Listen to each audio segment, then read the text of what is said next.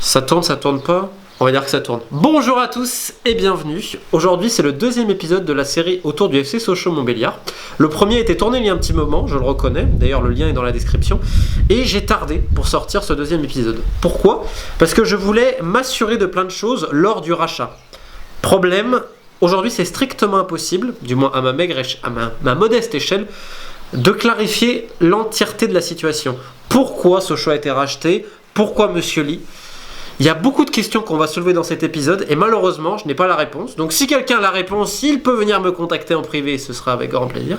Donc on va essayer de recontextualiser ce rachat qui date de 2015. Alors, avant toute chose, beaucoup ont dû entendre que cela avait à voir également avec l'incorporation d'une entreprise chinoise, Dongfang, dans le capital de PSA, donc Peugeot Citroën.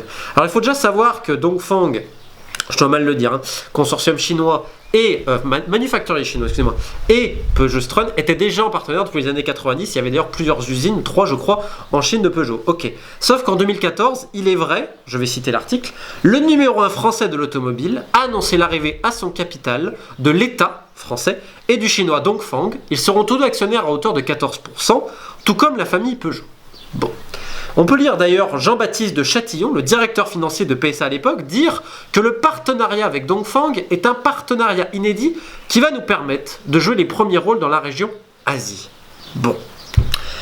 On voit l'intérêt du constructeur immobilier qui est peut-être un peu moins présent en Europe et de tourner un peu la bascule vers l'Asie, ce que beaucoup d'entreprises d'ailleurs font.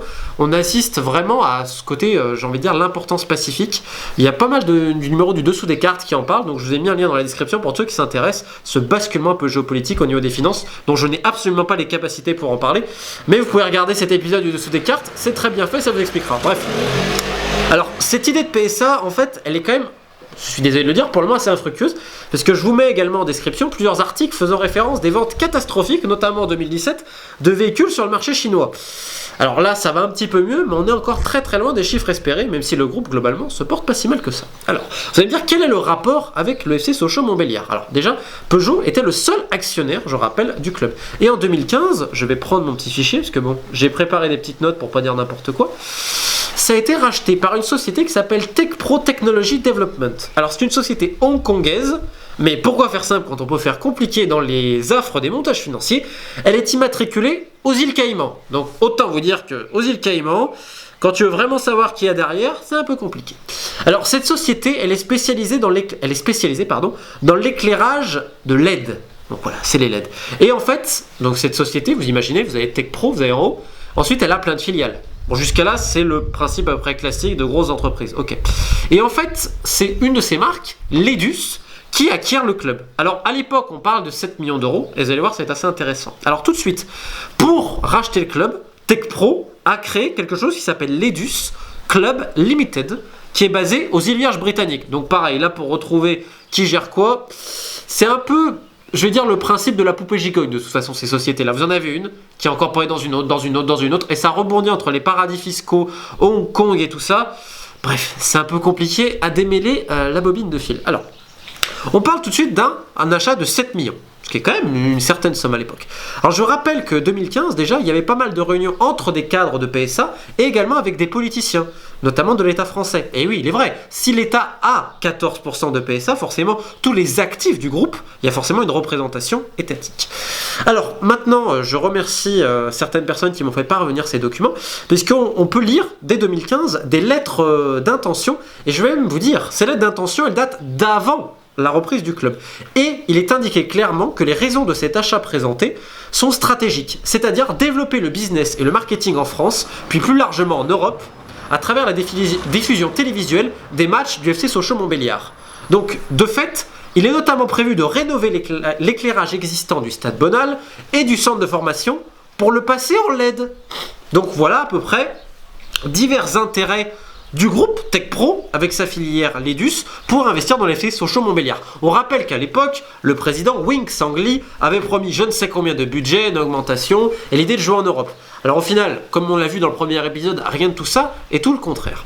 Sauf que ce chiffre de 7 millions, il est bizarre. Pourquoi je vous dis ça? Parce que moi, j'ai entendu 3 millions. Il y en a d'autres qui disent 7. Notamment ces derniers mois, quand Sochaux recherchait un partenaire. Ils n'arrêtaient pas de dire, on a payé ça à 7 millions, aujourd'hui on en veut 15, etc. Mais il y a peut-être une autre réalité. Et cette réalité, elle est écrite dans l'Est républicain, le quotidien, le 12 février 2018. Alors, je vais vous citer l'article. Tac, excusez-moi. Mais entre guillemets, voilà, on y est. Je suis désolé, j'ai mis un petit peu de temps, mais l'ordinateur déconne, il faut bien, sinon ce ne serait pas drôle. Tac. Honte à moi, Romain. Voilà, j'y suis. Écoutez bien. Selon nos informations, cependant, et en l'absence de réponse des vendeurs, la cession porterait sur 50 000 euros seulement. Alors comment est-ce possible? Par un déficit consistant à déprécier les actifs, une écriture comptable ayant eu pour effet de créer une dette de la filiale, donc du FCCM, envers la holding PSA. Coût 6,950 millions d'euros. Les 50 000 euros restants ayant été théoriquement réglés par l'EDUS pour entériner la vente. Donc cet article, je vous ai mis en lien, vous allez mieux comprendre parce que peut-être que là c'est un peu compliqué pour certains. Mais en fait, aujourd'hui on ne sait pas combien coûtait le club. Et ce qui est plus intéressant, c'est qu'au milieu, d'après cette enquête de l'Est républicain, que je félicite d'ailleurs, parce que c'est vraiment intéressant, vous avez 2 personnes qui apparaissent dans la reprise. Notamment un certain Ayoub Bila, qui est aujourd'hui un des adjoints du maire de Mulhouse. Et bien Ayoub Bila, qui est à l'époque conseiller municipal de la mairie, si je ne dis pas de bêtises, qui avait également avant une entreprise de communication, a mis en contact une personne du nom de Thomas Lichtauner, qui ensuite a été au conseil d'administration de Sochaux, ça s'est très mal passé d'ailleurs au final, qui a pris des gros chèques, les liens sont encore en description pour tous ceux qui veulent les sources. Et vous avez ces 2 personnes-là au milieu. Alors vous allez me dire, c'est quoi le rapport? Même moi je ne le comprends pas, entre monsieur Bila, qui est quand même attaché au maire de Mulhouse, et une revente de club.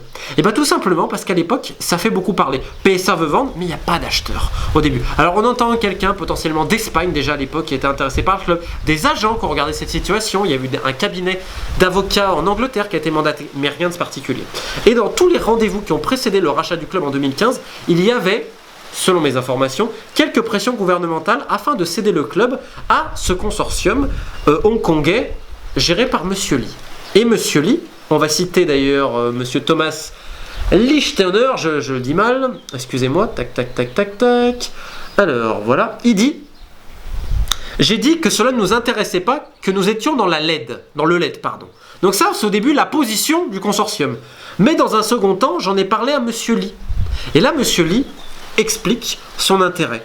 Problème aujourd'hui, Monsieur Lee est embourbé dans une série de choses pas très recommandables malheureusement. Vous allez le voir dans les prochains épisodes, il y a beaucoup à dire. Ma question est simple. Pourquoi PSA va vendre à quelqu'un dont les entreprises, et notamment celle de LED, est en chute totale? Car il le savait pertinemment. Ça pose une première question.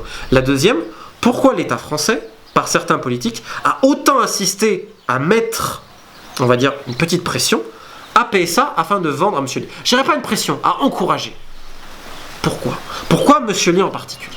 Alors ça, j'ai pas la réponse.